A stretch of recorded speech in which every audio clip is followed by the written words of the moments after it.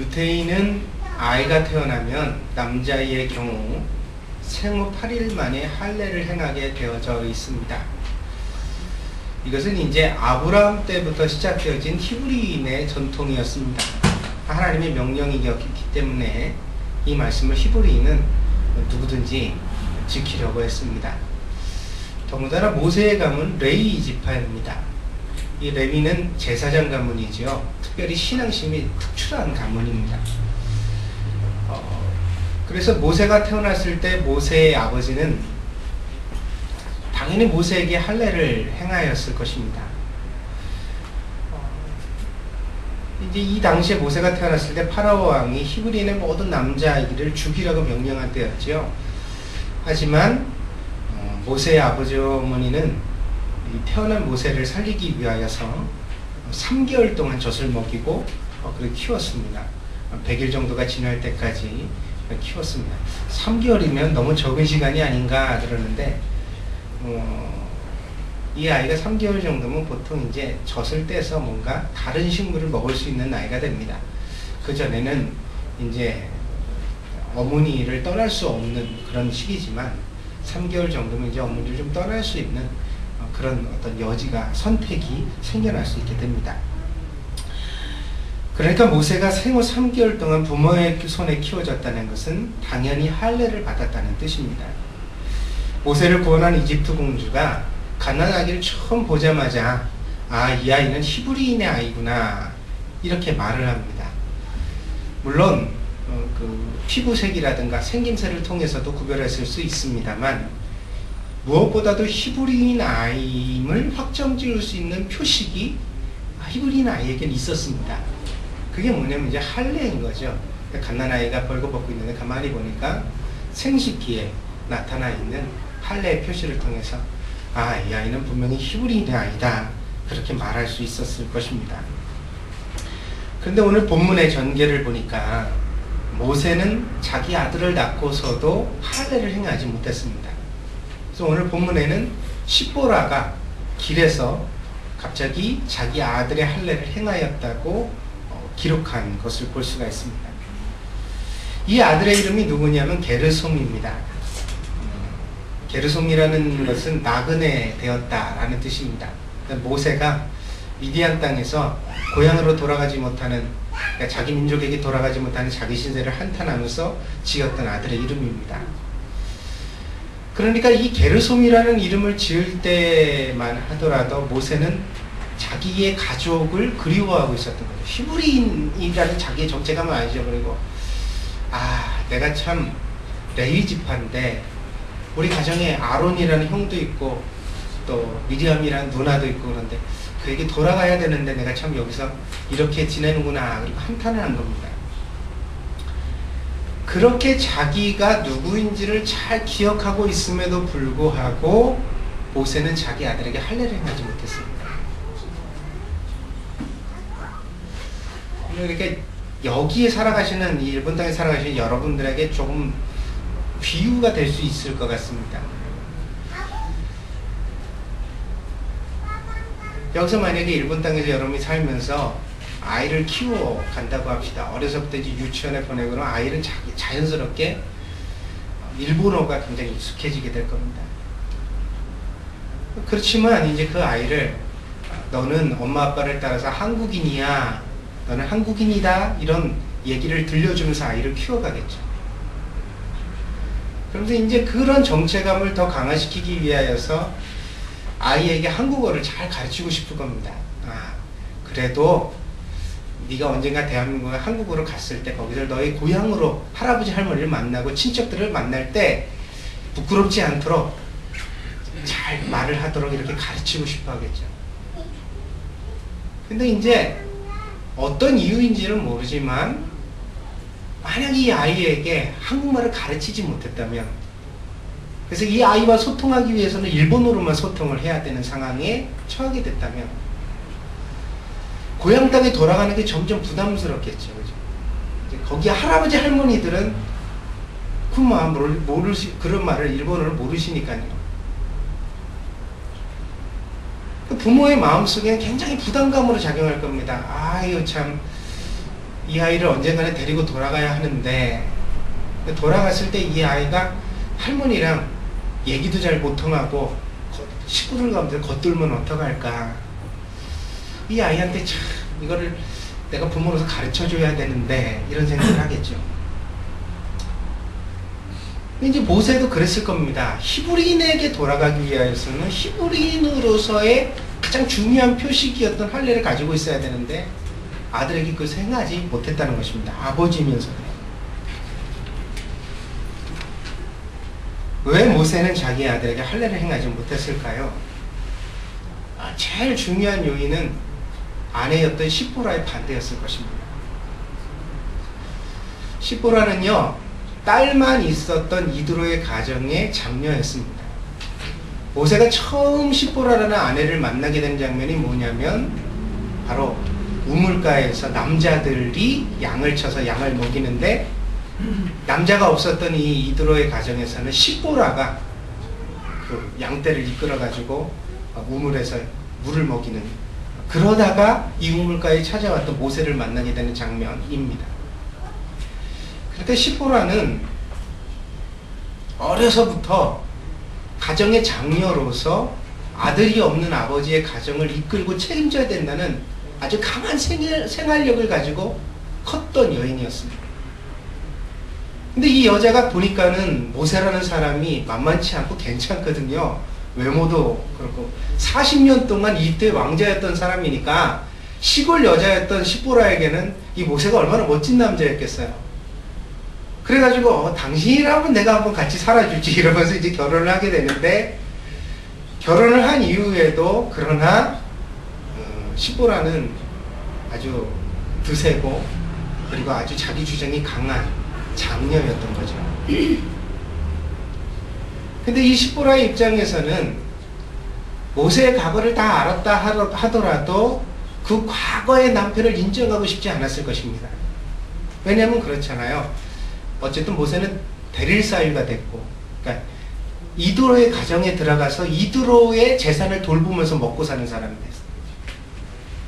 그랬을 때 이 시보라가 가졌을 가장 근본적인 욕망은 뭐냐면 모세가 자기 아버지의 아들이 되어주기를 바라는 거죠.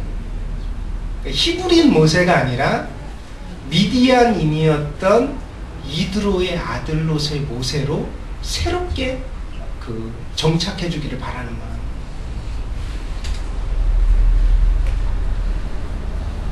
그렇다면 시보라는 조금씩 모세에게서 히브리인의 기억을 지워버리고 애굽의 기억을 지워버려야 할 필요가 있었다. 그래서 모세가 미디안 강에서 지낸 시간이 40년입니다. 그런데 한 10년쯤 지난 다음에야 게르솜의 아들을 낳습니다.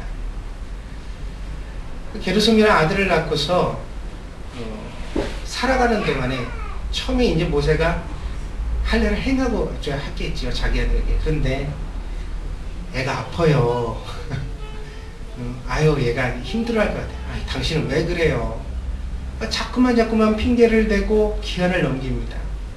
그러다 보니까 8일 만에 행해야 되는 할례가 시간이 이제 한 달이 되고 1년이 되고, 그러다 보니까 어느 순간인가 이제 그 아들에게 더 이상 손을 댈 수 없는. 왜요? 의학이 발달하지 않았던 과거에는 함부로 그렇게 수술을 하거나 생채기를 내면 너무나 생식기니까요. 이 큰일이거든요. 그러니까 나중에는 이제 그 일을 행할 수 없게 되었던 것입니다. 본문의 전개는 매우 낯섭니다. 하나님께서 이집트로 모세를 파송하시기 전에 다시 한번 그의 사명을 아주 세세하게 선언하시는 장면이 21절부터 23절까지 나옵니다. 이집트에 가면 너는 기적을 행해야 된다. 그것도 파라오 앞에서. 그러나 네가 이집트 사람들에게 큰 기적을 행하더라도 이집트의 왕인 파라오는 마음을 아주 강하게 먹고서 결코 너의 말을 듣지 않을 것이다. 그때 너는 마지막으로 이집트의 장자를 치는 재앙을 행해야 된다. 그 재앙을 통해서 바로 이집트를 꺾게 될 것이다. 그러니까 모세가 이집트에 들어가서 행하는 처음부터 끝까지의 모든 사역을 이미 하나님이 다 예고하셨어요. 응? 그러니까 이게 여기 이집트에서 일어난 일이 쉬운 일이 아니에요. 간단한 일로 보내신 일이 아니에요. 이게 사명이란 게 이게 굉장히 간단한 문제가 아니라고요. 그런데 갑자기 24절에서 이러한 친절한 하나님의 태도가 돌변합니다. 너는 이집트에 가서 내 민족을 구원해야 된다 이렇게 말씀하셨던 하나님이 갑자기 모세를 죽이려고 했다고 기록한 것입니다. 왜 하나님이 모세를 죽이려고 하셨는지 설명이 없습니다. 그러나 25절과 26절을 통해서 바로 이 문제가 모세의 아들 게르솜의 할례와 연관되어져 있었다는 것을 우리는 알 수 있습니다. 그리고 우리만 이 사실을 아는 게 아니라 십보라도 하나님이 모세를 죽이려고 하셨던 이유가 바로 게르솜의 할례 문제에 있었다는 사실을 알았다는 것을 알 수 있습니다. 왜요? 모세가 죽게 생기자마자 이 기생 여자가 아들에게 할례를 행하거든요. 근데 이때 아들이 7살짜리 아들이 아니에요. 30살짜리 아들이에요. 넘어져 쓰러진 건 게르솜이 아닌 모세예요. 그런데 30살 먹은 자기 아들을 갖다가 하체를 내서 그 생식기에다가 할례를 행하는 거야. 그러니까 여기에 나오는 이 시보라라는 이 모세의 아내가 얼마나 생각적으로 강한 여자인지, 응? 한번 생각을 품으면 그냥 그대로 행하고 마는 정말 결단력 있고 추진력 있고 그런 여자. 보통 사람은 함부로 이렇게 할 수가 없는, 모세니까 같이 살 수 있는, 모세이기 때문에 감당할 수 있는 여자라는 사실을 다시 한번 증명해내죠. 본문과 연관하여 우리가 참고할 성경이 있습니다. 그것은 사무엘상에 등장하는 엘리 제사장의 얘기입니다. 엘리에게는 두 아들이 있었습니다. 홈니와 비느하스입니다. 엘리가 제사장의 역할을 감당하는데 아버지는 참 신실하게 하나님을 섬겼지만, 그러나 제사장이 되었던 홈니와 비느하스는 전혀 신실하지 않았습니다. 자기의 제사장이라는 지위를 이용해서 이익을 탐하였고 뿐만 아니라 물러난 삶을 일삼았습니다. 이들의 잘못된 행실은 하나님 앞에 모독이 되었습니다. 제사장의 행위를 하는데, 그런데 욕심을 부리고 그런데 물러나게 사니까 그가 섬기는 하나님의 명예가 실추된 것입니다.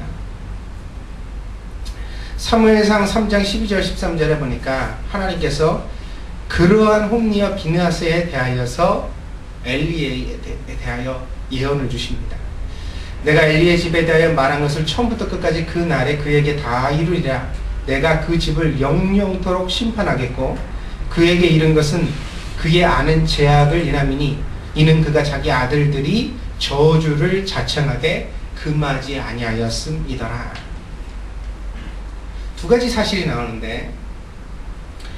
세 가지 사실이 나오는데 하나님이 엘리의 가문의 심판을 예고하신 겁니다. 근데 하나님이 뭐라고 말씀하시냐면 내가 이 줄 심판은 엘리가 이미 알고 있는 일 때문이다. 응? 엘리가 모르는 일에 의하여서 심판을 주는 게 아니라 엘리가 이미 마음속에 인식하고 있는 잘못으로 인하여서 엘리의 가문에 심판을 주시겠다는 거예요. 그러면서 그 엘리가 알고 있는 잘못이 뭐냐 그랬더니 엘리가 지은 죄가 아니에요. 엘리가 자기가 지은 죄가 아니라 자기 자식들이 저주를 자청하되 그것을 아버지로서 금지하지 않았기 때문입니다. 그래서 엘리의 가문에 바로 하나님의 심판이 임하게 될 것이라고 말씀하신 것입니다. 엘리는 하나님께 수차례 경고를 들었습니다. 그러나 자기 아들을 제어할 수 없었습니다. 심지어 사무엘상 3장 18절을 보면 아들을 포기하는 것과 같은 마음이 드러납니다. 내가 아무리 타일러도 내 아들이 듣지를 않으니 어쩔 수 없다. 이제는 지멋대로 하게 둘 수밖에. 이러한 엘리 제사장의 자식 포기가 그만 자기 가문의 심판으로 임하게 된 것입니다. 근데 엘리가 하나님께서 엘리 제사장에게 야 너의 가문이 자식을 그렇게 죄짓게 놔둬가지고 심판을 받게 될 거지 이렇게 말할 때까지만 해도 이 일이 얼마나 큰 일인지 몰랐어요.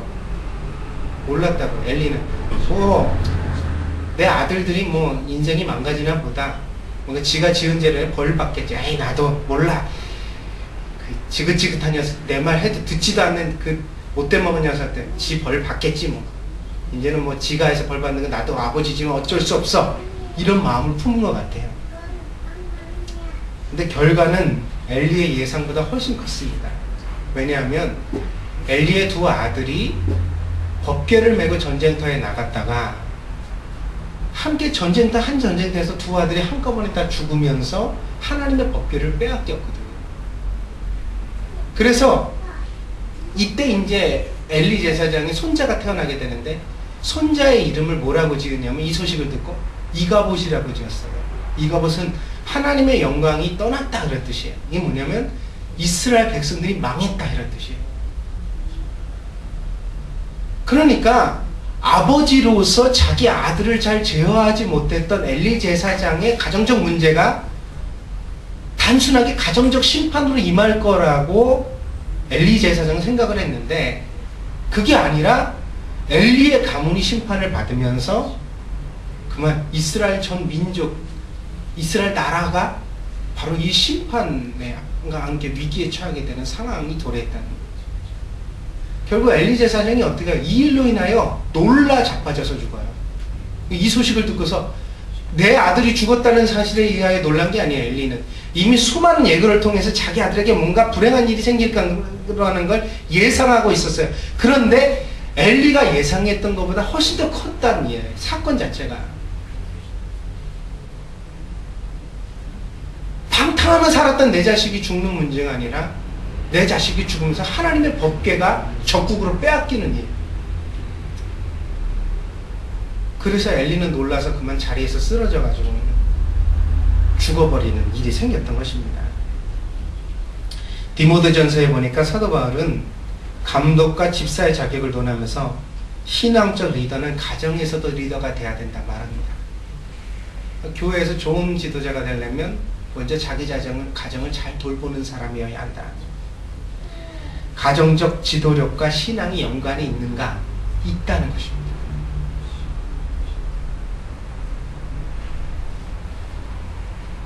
신앙은 개인적인 일이 아닌가? 나만 하나님을 잘 믿으면 되는 일이 아닌가?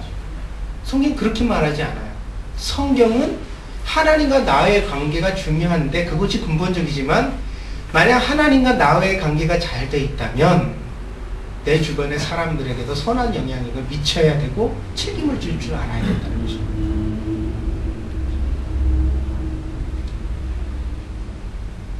성경은 신앙을 공동체적 관점에서 풀이할 때가 많습니다.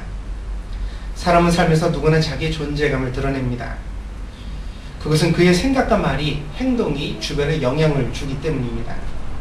때문에 그가 과연 어떤 사람인가인지를 가장 잘 알 수 있는 방법은 그 사람을 직접 만나보는 것이기도 하지만 그 사람 주변의 사람들이 어떤 사람인가를 통해 드러나기도 합니다. 특별히 가족이란 어떠합니까? 사람은 누구도 완전히 통제될 수 없습니다. 그래서 자식의 죄를 부모에게 묻지도 못하고 부모의 죄를 자식에게 묻지도 못합니다. 그러나 과연 적어도 자식의 잘못됨에 대하여 부모가 무관하다고 말할 수 있을까요?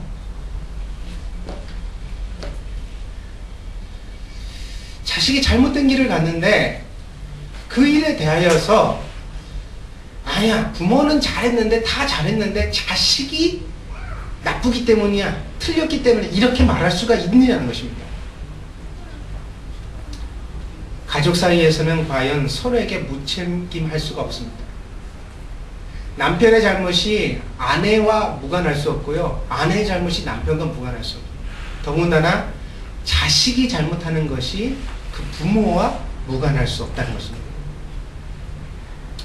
우리는 서로를 위해서 무엇이든지 해야만 합니다. 그 노력이 정말 중요합니다. 엘리는 자식들을 위한 아버지로서의 자기 역할을 다 했다고 생각한 것 같습니다. 하지만 하나님은 아니라고 하셨습니다. 엘리야, 너는 아직 뭔가를 덜 했다. 네 자식을 그렇게 두어서는 안 된다. 멸망의 길을 걸어가는 자식에게 네가 그렇게 지켜보기만 해서는 안 된다. 이것이 우리에게 주시는 교훈입니다. 우리는 가정에 대하여 보다 더 책임감 있는 태도를 취해야 합니다. 그리고 더 많이 노력해야 합니다. 사이좋은 부부가 되려고 어떻게 해요? 당신 탓이야. 당신 때문에 나는 대화가 안 되고 우리 집에는 웃음이 없고 감사가 없고 힘들기만 해. 하나님이 이렇게 보지 않으신다는 거예요. 하나님은 어떻게 해요? 우리 서로 노력해요. 가정이란 어떤 곳이 되게 하기 위해서요? 항상 웃음소리에 끊이지 않고 서로에게 용기와 격려가 되어주고 잘못된 걸 고쳐주고 사람을 사람으로 세우는 터전이 되게 하기 위하여서 우리가 정말 끊임없이 계속 노력하기를 하나님께서 우리에게 요구하신다는 거예요.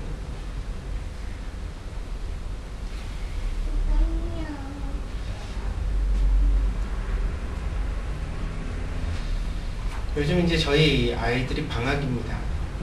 방학이 시작돼요. 그래서 그리고 나서 올 여름에는 이제 여름이 돼도 바캉스 한번 변변히 못 데려가고 아들한테 참 미안하다 그런 생각을 했는데 제가 할 수 있는 일이 뭘까 그런 생각을 하다가 얼마 전에 방학을 하기 전에 우리 저기 작은 녀석 아들이 아빠 방학이 되면 저 영어 좀 가르쳐 주세요 그러더라고요. 제가 아주 콩글리시입니다. 발음이 안 좋아요. 그 문법은 좀 알고 글은 좀 읽겠는데 회화 부분은 아주 엉망입니다. 두 녀석을 갖다가 가르쳐 보니까요. 저희 큰아들은 문법이 약하고 발음은 아주 좋아요. 어려서 지네 엄마가 그 영어 테이프를 많이 들려줘서 그런지 혀는 잘 굴러가는 것 같아요. 근데 보면 문법은 아직 그렇게 별로 잘 하지를 못합니다. 그래서 이제 요번 여름방학 때 문법에 대한 책을 갖다 좀 보고 공부를 해라 그렇게 시키고 있는데 우리 둘째 녀석은요 중학생에 비해서 그만하면 그냥 영어 독해도 하고 제일 잘 봐요. 근데 이 혀를 굴리는데 이상하게 굴려요. 그래가지고 이게 발음이 뭉퉁그려져 가지고요 영어를 하고 있으면 이게 뭔가 그리고 제가 나도 나쁜데 너도 참 나쁘다. 너 내 아들 맞구나. 제가 그랬습니다. 요즘은 집에서 아들을부터 영어를 가르치고 있습니다. 보통 하루에 우리 작은 녀석이랑 한 2시간씩 합니다. 2시간씩 독해를 하고 있으면요 분명히 지 혼자 앉아서 30분도 안 할 녀석인데 아빠가 가르친다고 옆에서 하더라고요. 요즘 거의 책을 한 반 권 이상 봤습니다. 빨리 한 권을 맞춰놓고요 방학이 끝나기 전에 성경을 하나 좀 현대어 성경으로 택해가지고 성경을 하나 같이 봐야겠다 그렇게 생각을 하고 있습니다. 그러면서 가만히 보니까 그래요. 부모의 역할에는 죽을 때까지 끝나는 게 아닌 것 같아요. 저는 그렇게 생각하니 내 아들이 이제 고등학생이니까 내 아들이 다 했지 뭐 지가 커야지 내가 뭐 해줄 수 있는 게 있을까? 그게 아니에요. 얘가 취직을 할 때 겪을 위기, 진로를 선택할 때 상담할 수 있는 상담자. 아빠가 옛날에 해보니까 말이야. 아빠 생각은 이런 것 같은데 너는 어떠냐? 그런 일은 없기를 바라지만 저 녀석이 만약에 대학 입시에 떨어져서 낙방을 하게 된다면 재수생이 된다면 아마 그때도 제가 해줄 얘기가 있을 것 같습니다. 제가 해봤으니까요. 아마 그렇게 된다면 저는 제 아이를 데리고 멀리 여행을 떠날 겁니다. 어디 좋은 산이나 바다에 가서 큰 자연을 보면서 아들아 마음을 피워라. 실패란 작은 것이란다. 인생의 1년이란 그리 길지 않은 시간이란다. 그렇게 말해줄 수 있을 것 같습니다. 우리 아이가 또 아이를 낳고 부모가 된다면 그때도 내가 옆에서 해줄 말이 있겠죠. 저는요 27살에 아빠가 됐는데 제가 아빠가 됐을 때 저희 아버님이 제 곁에 계시지 않았어요. 되게 답답하더라고요. 도대체 아빠는 어떤 사람인가요? 어떻게 해야 되는 건가요? 내가 내 아이에게 이 조목만하게 태어난 정말 이 파라나만한 이 꼬맹이를 향해서 내가 아빠가 됐는데 얘한테 뭘 해줘야 되는 건가요? 어떻게 해야 되는 건가요?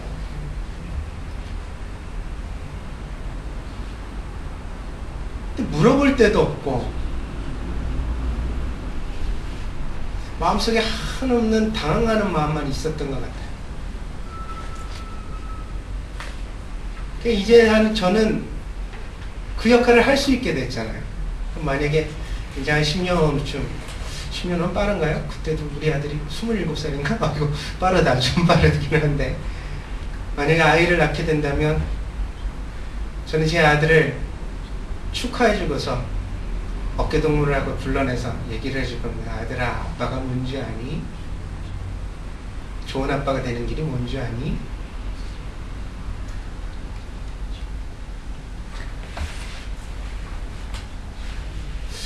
얼마나 많은 사람들이 이 의무를 포기하며 삽니까? 결혼한 지 한 10년쯤 지나는 부부들이요, 갈등의 문제를 얘기도 안 해요. 저 사람이랑 얘기해봐야 소용도 없지 뭐. 맨날 그런 거지 뭐. 이제 10년 살았으니까 얘기는 끝났어. 하나님이요, 그거 옳다고 그러시지 않아요. 하나님이 원하시는 게 뭔지 아세요? 죽을 때까지 노력하는 거예요. 여보, 당신이 이렇게 말할 때 나는 속이 상해. 여보, 우리 가정이 더 행복했으면 좋겠는데 그것을 위해서 당신이랑 나랑 이걸 좀 바꿔가야 되지 않을까? 나는 이렇게 생각하는데 당신은 어떻게 생각하지?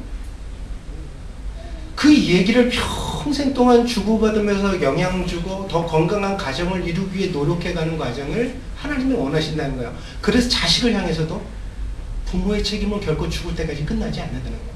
30살이 됐든 40살이 되었든.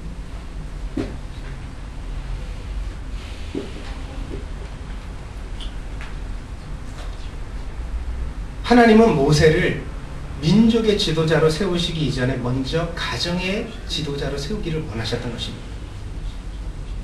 모세의 아내, 형과 누나를 설득하지 못한다면 어떻게 이스라엘 백성들을 이끌 수 있겠는가? 때문에 본문의 에피소드는 아주 중요한 원리를 우리에게 보여줍니다. 시보라가 오늘 본문 속에서 당신은 내게 피남편이다 그렇게 고백을 합니다. 이것은 시보라의 백기 항복입니다. 그녀는 드디어 남편과 아이들을 자신의 의지에서 내려놓고 있습니다. 그녀가 놓지 않으면 죽을 수도 있다는 사실을 인식한 것입니다. 그녀의 남편 모세는 출애굽의 사명을 위해 가야 했습니다. 그러나 남편과 함께 길을 떠나는 시보라의 마음은 불편했을 것입니다. 왜 가야 되나 굳이? 지금 잘 살고 있는데. 그렇잖아. 여기 집도 있고 내 형제 여기 다 있고 지금 먹고 사는 문제가 안 되는 것도 아니고 충분히 먹고 살고 행복하고 아이 잘 키울 수 있는데 이 좋은 환경 버리고서 갑자기 파라오 앞에 맨몸으로 가야 된다니 죽을지도 모르는데 거기 가서 고생해야 된다니 40년 동안 한 번도 만나본 적이 없는 친정 시댁 식구들을 다시 만나고 그 사람들과 함께 새롭게 살아가야 한다는 사실이 드센 여자 시보라에게 받아들여졌겠는가? 안 받아들여요. 길을 떠나면서도 마음 한켠에는 가다가 돌아갈 수는 없을까? 자기 남편을 바라보는 시선이 곱지 않은 거죠. 그때 하나님이 나타나신 겁니다. 그리고 모세를 통해 시보라를 꺾으셨죠. 왜요?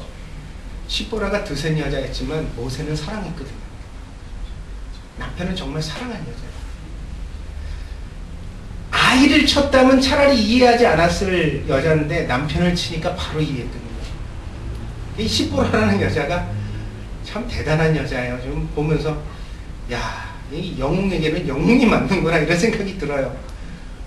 그랬어요.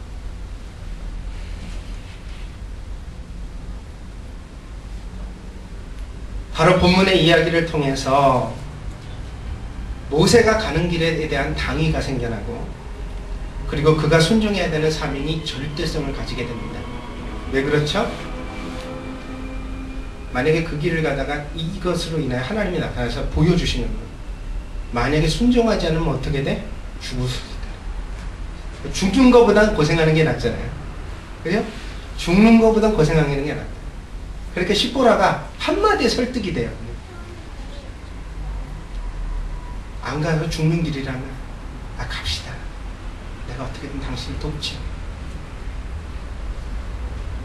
피남편이라는 말의 뜻은 피를 통하여 얻은 남편이라는 뜻이고, 그것은 새로운 남편을 뜻합니다. 이전까지 십보라가 알았던 미디안의 목자 남편이 아니에요. 이 남편은 피를 통하여 얻은 남편이에요. 새 남편이에요. 신약 성경으로 바꾸면요, 다시 태어난 남편이에요. 십보라가 남편을 그렇게 본 거예요. 내가 이전까지 목자로서 알고 있었던 모세를 잊겠습니다. 우리 아이들의 게르솜의 아버지로서의 모세, 그것도 잊겠습니다. 이제부터 당신은 하나님의 종 모세입니다. 십보라가 그렇게 고백한 거예요. 십자가를 통하여 우리 그리스도인은 피남편의 의미를 더 확장하게 됩니다. 우리는 이전에 알고 있었던 친구, 남편, 아내, 자식, 형제로서의 모습을 벗어나야 합니다. 십자가 아래서 새로운 사람이 되어야 합니다. 그러지 않고는 사명의 길을 걸어갈 수 없다는 게 본문의 교훈입니다. 옛날 모습으로는 안 된다는 거예요. 거듭나야 한다는 거예요.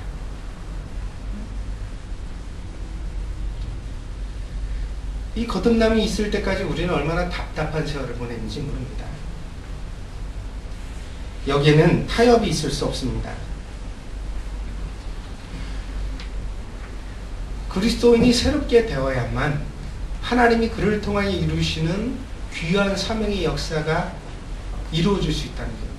우리가 다시 한번 마음속에 깊이 명심할 일입니다. 그리고 우리가 정말 거듭났다면 우리를 통해 누구도 거듭나요?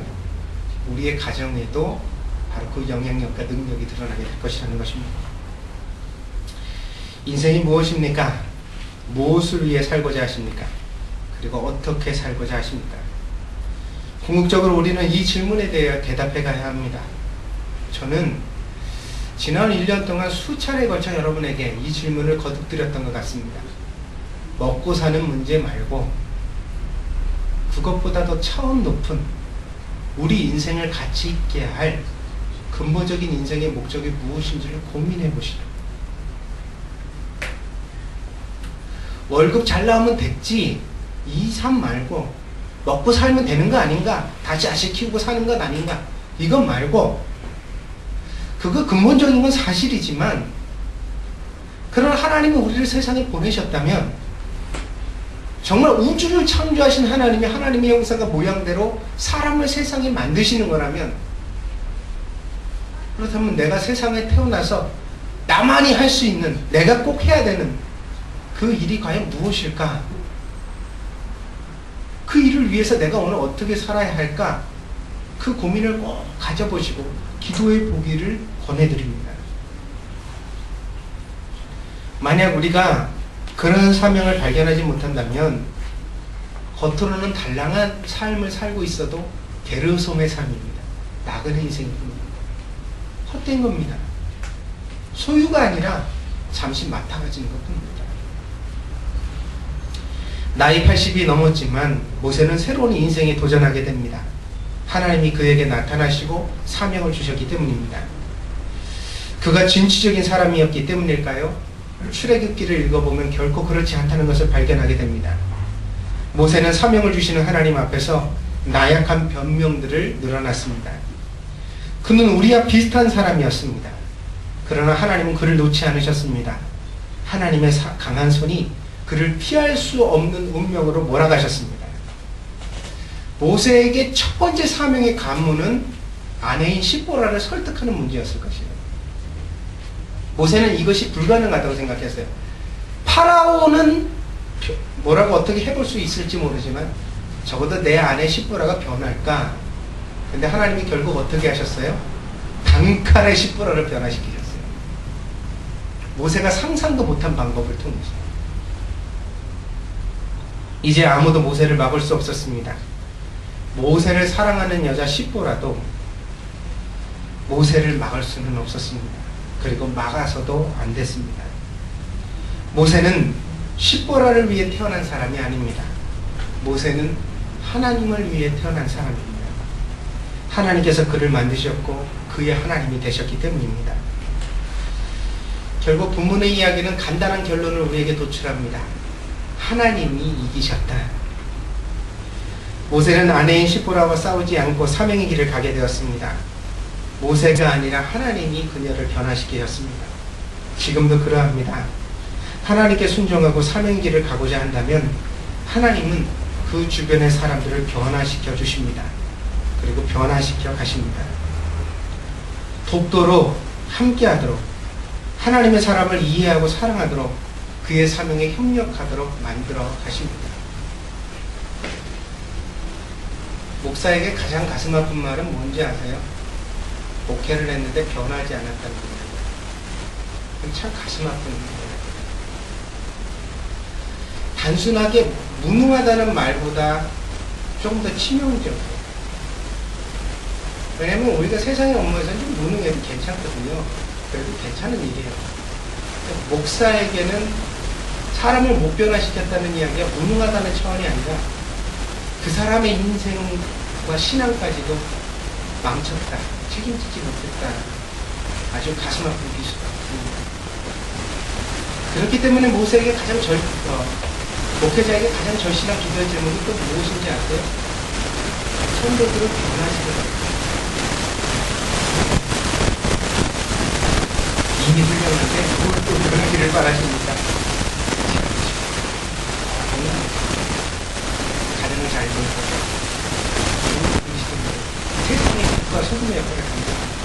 더 건강하게 변화가는 그리스도인이 되어지기를 간절히 기도하고 기도합니다.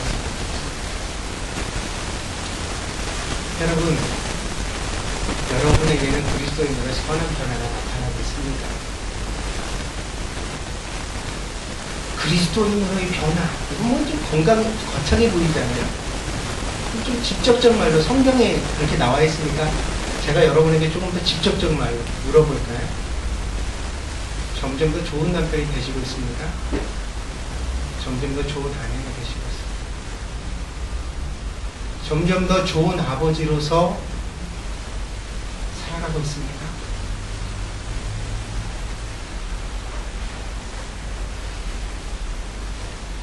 점점 더 좋은 집사입니까? 점점 더 좋은 직장입니다.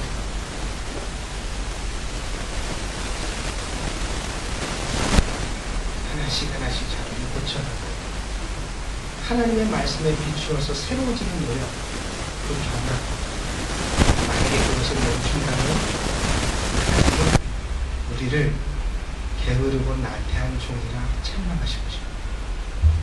오늘 이 말씀을 듣고 하나님 안에서 다시 한번 선한 그리스도인들의 노력을 기울일 수 있는 복된 그리스도인들이 되어지기를 간절히 축복드립니다. 기도하겠습니다.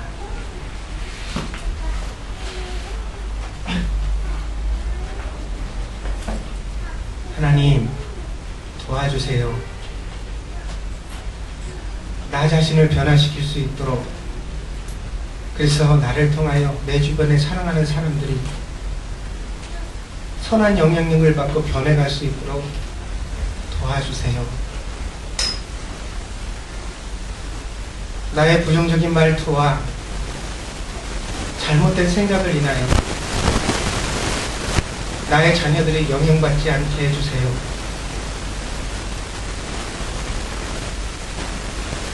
내가 노력하는 것을 포기하고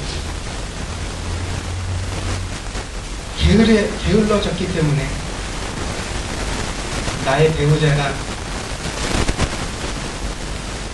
가정 속에서 행복하지 못하게 되는 일이 생기지 않게 해주세요.